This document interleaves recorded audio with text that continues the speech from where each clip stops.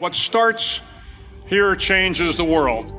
I have a few suggestions that may help you on your way to a better world. And while these lessons were learned during my time in the military, I can assure you that it matters not whether you ever served a day in uniform. It matters not your gender, your ethnic or religious background, your orientation, or your social status. Our struggles in this world are similar, and the lessons to overcome those struggles and to move forward, changing ourselves and changing the world around us, will apply equally to all. So here are the 10 lessons I learned from basic SEAL training that hopefully will be of value to you as you move forward in life. Every morning in SEAL training, my instructors, who at the time were all Vietnam veterans, would show up in my barracks room, and the first thing they'd do was inspect my bed. If you did it right, the corners would be square, the covers would be pulled tight, the pillow centered just under the headboard, and the extra blanket folded neatly at the foot of the rack. It was a simple task, mundane at best, but every morning we were required to make our bed to perfection. It seemed a little ridiculous at the time, particularly in light of the fact that we were aspiring to be real warriors, tough, battle-hardened SEALs. But the wisdom of this simple act has been proven to me many times over.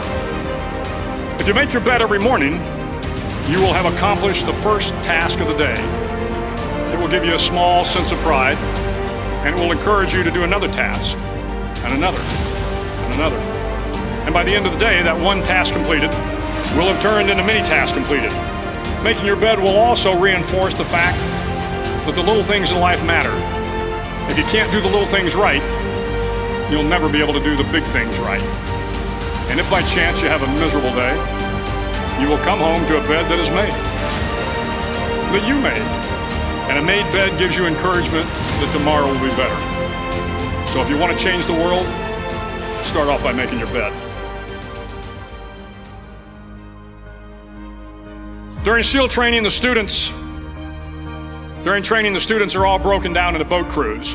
Each crew is 7 students, 3 on each side of a small rubber boat, and 1 coxswain to help guide the dinghy. Every day your boat crew forms up on the beach and is instructed to get through the surf zone and paddle several miles down the coast. In the winter, the surf off San Diego can get to be 8 to 10 feet high, and it is exceedingly difficult to paddle through the plunging surf unless everyone digs in. Every paddle must be synchronized to the stroke count of the coxswain. Everyone must exert equal effort, or the boat will turn against the wave and be unceremoniously dumped back on the beach. For the boat to make it to its destination, everyone must paddle. You can't change the world alone. You will need some help. And to truly get from your starting point to your destination takes friends, colleagues, the goodwill of strangers, and a strong coxswain to guide you. If you want to change the world, find someone to help you paddle. Over a few weeks of difficult training, my SEAL class, which started with 150 men, was down to just 42. There were now 6 boat crews of 7 men each. I was in the boat with the tall guys, but the best boat crew we had was made up of the little guys, the Munchkin crew we called them. No one was over 5'5". The Munchkin boat crew had 1 American Indian, 1 African American, 1 Polish American, 1 Greek American, 1 Italian American, and 2 tough kids from the Midwest. They out-paddled, outran, and outswam all the other boat crews.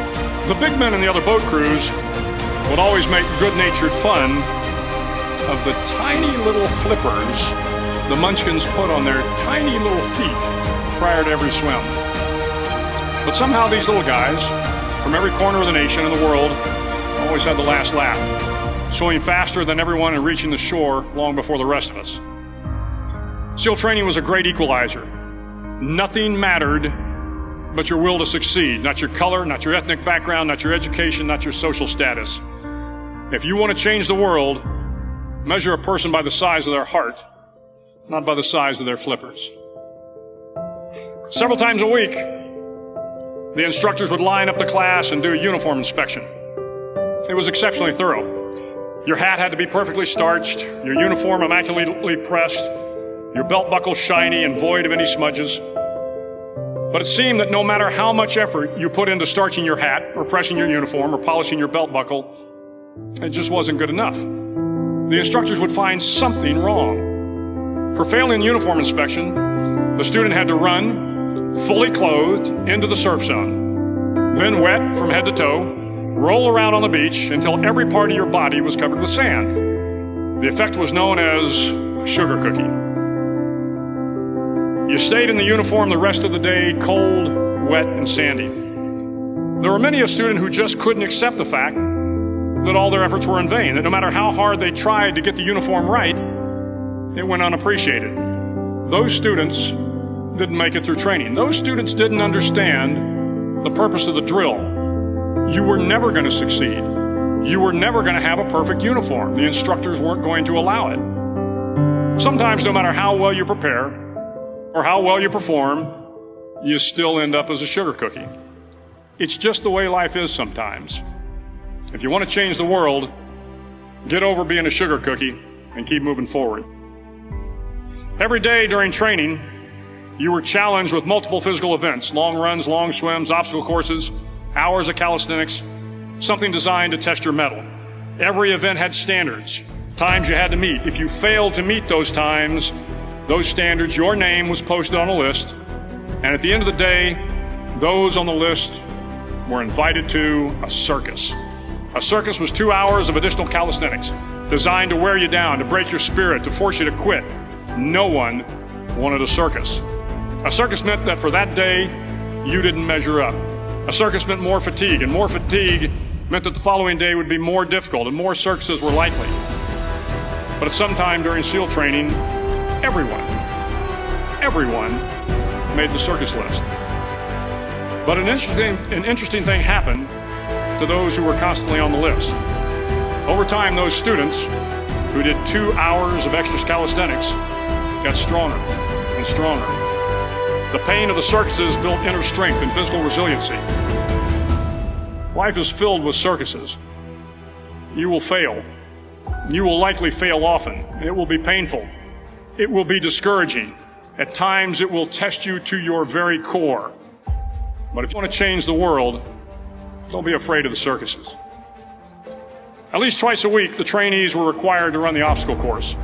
The obstacle course contained 25 obstacles, including a 10-foot wall, a 30-foot cargo net, a barbed wire crawl, to name a few. But the most challenging obstacle was the slide for life.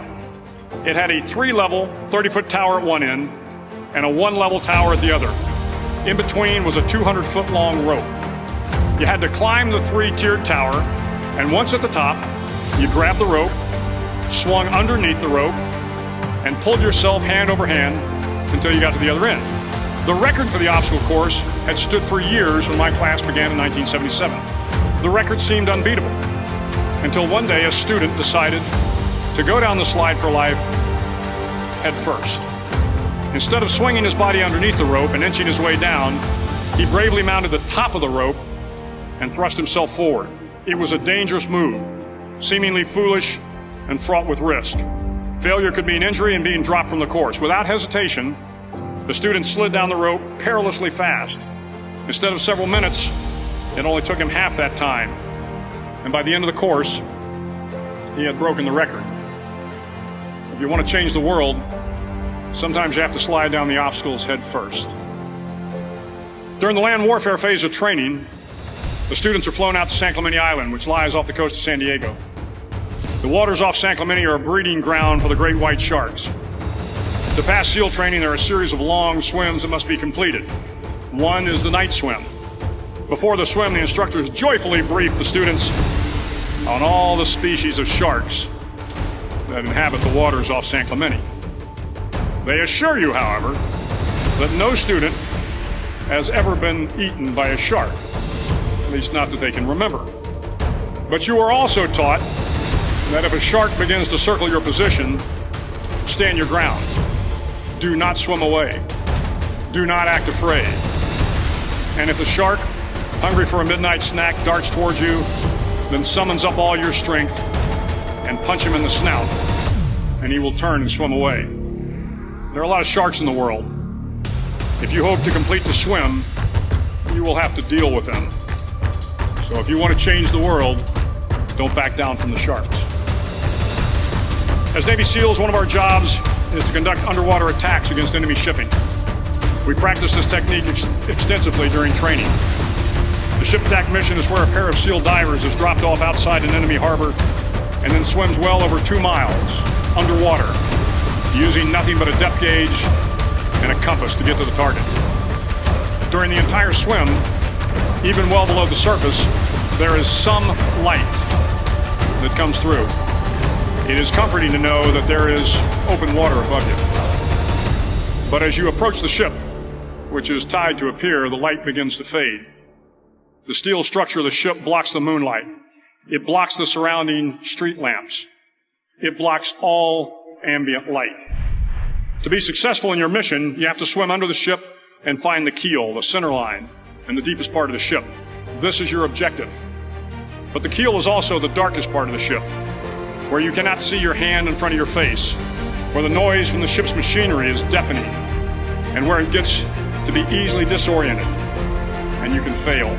Every SEAL knows that under the keel, at that darkest moment of the mission, is a time when you need to be calm, when you must be calm, when you must be composed, when all your tactical skills, your physical power, and your inner strength must be brought to bear. If you want to change the world, you must be your very best in the darkest moments. The 9th week of training is referred to as Hell Week. It is 6 days of no sleep, constant physical and mental harassment, and one special day at the Mud Flats. The Mud Flats are an area between San Diego and Tijuana where the water runs off and creates the Tijuana Sloughs, a swampy patch of terrain where the mud will engulf you. It is on Wednesday of Hell Week that you paddle down to the Mud Flats and spend the next 15 hours trying to survive this freezing cold, the howling wind, and the incessant pressure to quit from the instructors. As the sun began to set that Wednesday evening, my training class, having committed some egregious infraction of the rules, was ordered into the mud. The mud consumed each man till there was nothing visible but our heads. The instructors told us we could leave the mud if only 5 men would quit. Only 5 men, just 5 men, and we could get out of the oppressive cold. Looking around the mud flat, it was apparent that some students were about to give up. It was still over 8 hours till the sun came up. 8 more hours of bone-chilling cold. The chattering teeth and the shivering moans of the trainees were so loud, it was hard to hear anything. And then one voice began to echo through the night. One voice raised in song. The song was terribly out of tune, but sung with great enthusiasm. One voice became 2, and 2 became 3, and before long, everyone in the class was singing. The instructors threatened us with more time in the mud if we kept up the singing, but the singing persisted. And somehow the mud seemed a little warmer, and the wind a little tamer, and the dawn not so far away. If I have learned anything in my time traveling the world, it is the power of hope. The power of one person, a Washington, a Lincoln, King, Mandela, and even a young girl from Pakistan, Malala. One person can change the world by giving people hope. So if you want to change the world, start singing when you're up to your neck in mud. Finally, in SEAL training, there's a bell. A brass bell that hangs in the center of the compound for all the students to see. All you have to do to quit is ring the bell. Ring the bell, and you no longer have to wake up at 5 o'clock. Ring the bell, and you no longer have to be in the freezing cold swims. Ring the bell, and you no longer have to do the runs, the obstacle course, the PT, and you no longer have to endure the hardships of training. All you have to do is ring the bell to get out. If you want to change the world, don't ever, ever ring the bell. It will not be easy. Start each day with a task completed. Find someone to help you through life. Respect everyone. Know that life is not fair and that you will fail often. But if you take some risks, step up when the times are the toughest, face down the bullies, lift up the downtrodden, and never, ever give up. If you do these things, the next generation and the generations that follow will live in a world far better than the one we have today. And what started here will indeed have changed the world for the better. Thank you very much.